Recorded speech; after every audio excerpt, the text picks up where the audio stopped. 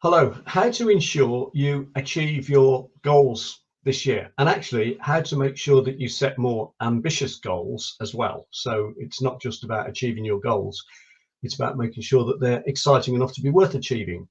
So there's lots to talk about here, but the first thing is that when you set your goals, ideally you want to have goals for different areas of your life. So wealth, health, family, career, etc. And you also want to have a combination of longer term goals and then shorter term goals, which will help you move towards your longer term goals. And you also need to have, in each major area of your life, you need to have a goal that's so exciting that it keeps you motivated. It might be something that like seems almost impossible. I think it's Brian Tracy who says, what goal, if you absolutely knew you couldn't fail to achieve it, what goal would you actually set for yourself? What would you actually want? And that's the sort of goal that you need. And the thing is, once you know that sort of exciting goal, then subconsciously your mind knows what to aim for, and you work out ways of moving towards that goal. And obviously, the more you move towards it, the nearer you get to actually achieving it. It's the old aim for the stars, you might end up on the moon, whereas if you aim for the roof, you might end up in the armchair or whatever, something along those lines. However, right. So we've got our goals. Now, when you're setting goals, there's a couple of things here. The first thing is, how do you set them in a way that's most likely to achieve them? And secondly, then, how do you communicate them to your subconscious mind so that your subconscious mind drives your behavior so that you actually move towards achieving those goals? And actually, the rules are fairly similar for both things, to be honest. So when you're setting your goals, you need to follow the 3 Ps, which is personal, as in I am, present tense, as in I am, or I am doing, or I am running, or I am earning, and positive, again, as in I am. Right. So you wouldn't say I'm going to lose weight. You would say I weigh 150 pounds, or whatever the figure is. So personal, positive, present tense. You want them to be in the form of I am or I am doing. So a present tense verb, I am running, earning, enjoying being. So it's got to be a present tense. And you've got to have emotion in it. So it would be I am enjoying being in perfect health, or I'm really excited to be earning such and such. So you're putting in some sort of exciting emotion in there as well. And Susan Jeffers, in one of her books, and I can't remember the name, but it's not Feel the Fear, it's one of her subsequent books.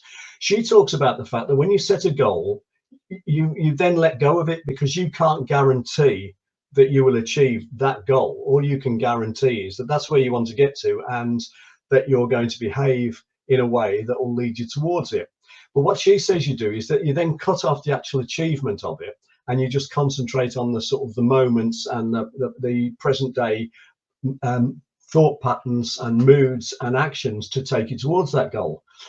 However, you then trust to the fact that if you don't achieve the thing you actually said you wanted to achieve, what you do achieve may well turn out to be better, and whatever happens, you'll be able to handle it. So therefore, what you say is, I am, I don't know, I am earning £150,000 a year, for example, or better. So you add in the or better, because basically whatever it is you end up doing might well end up better. So you're keeping that option open in terms of your subconscious mind.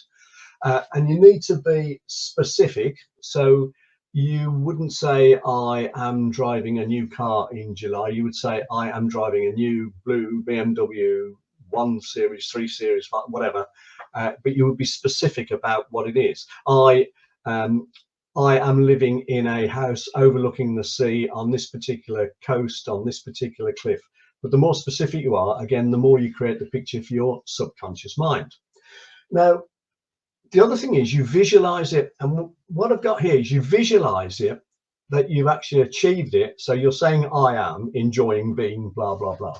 But you're enjoying being, and you picture yourself in the picture. So this is called associated rather than so dissociated is when you look from outside and you look at someone actually doing something. Associating is when you put yourself in the picture and you imagine what it feels like, and you imagine what it sounds like and what it smells like, and what you're hearing and what you're feeling. So you're in the picture actually achieving it. And you can picture yourself in that picture, looking back at all the things that you did along the way. So you could say to yourself, the reason I am enjoying being here, there, or doing, or whatever it is, the reason is because I did this. And you can look back at all the things you did to actually get to that position. So those are the rules for setting goals in such a way that you're most likely to achieve them. The next thing is to get your subconscious mind to actually drive your behavior, to actually move you towards those goals. And there's a couple of really important things that work here. The first thing is affirmations. Now, funnily enough, when you're making affirmations, what you do is you keep them brief and you say, I am, so it's personal, present tense, positive. It's I am enjoying being, or I am earning. You're telling yourself what you're actually doing with emotion. You probably wouldn't need the or better bit because you're affirming what you are actually doing. Or you could say, I am earning £150,000 a year or better. I am in robust health and will live to 90 or older. You could actually put that in. You're picturing yourself. So all the rules that you followed for setting goals, you also follow for speaking these affirmations, and you speak them out loud if possible, and you speak them repeatedly, and you speak them morning, middle of the day, and evening, and you have them written out on 5x3 cards, and you have them written in a book, an affirmations book or a goals book. All of those things make you much more likely to actually behave in such a way that you'll move towards the achievement of your goal or better. So then we move on to the two things I mentioned earlier, which is setting ambitious goals and then making more certain that you'll actually achieve them. And that's where you need to be part of, well, to have an accountability group or partner. And what these figures indicate here is that if you say you're going to do something, it's a good idea, you're going to do it, and you make a plan, you've got a 40% chance of achieving it. So more or less 50-50, just under. But, or however, shouldn't say but, however, if you then make your plan and you tell someone else that you know, like, and trust that you're going to do this thing, and you agree that they can then hold you accountable to ask you how you got on with implementing these various steps you said you were going to do, and how you're getting on with making progress towards achieving this thing that you said you're going to do. If you do that, the odds go from 40% to 95%. So you're more or less guaranteed then to achieve it.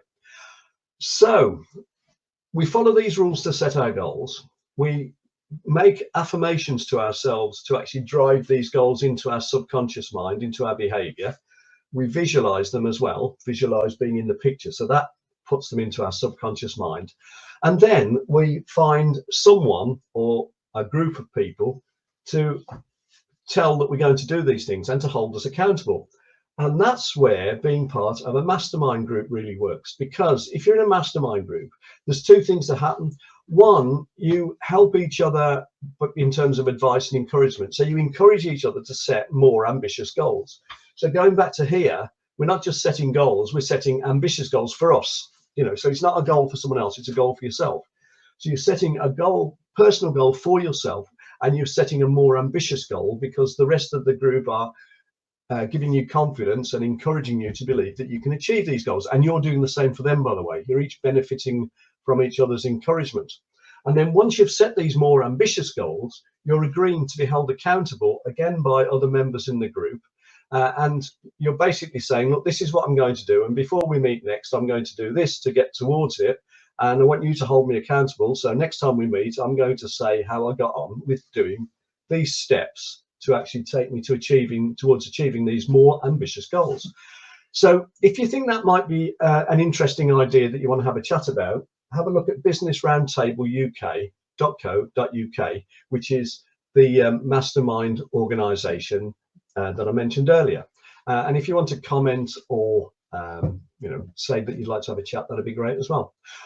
So follow the 3 Ps, follow the visualizing with emotion, picture yourself actually achieving these specific and ambitious goals, make affirmations constantly to yourself with emotion out loud, look at yourself in the mirror doing it as well, that really works, and find an accountability partner or group to hold you, well, to help you set more ambitious goals and to hold you accountable.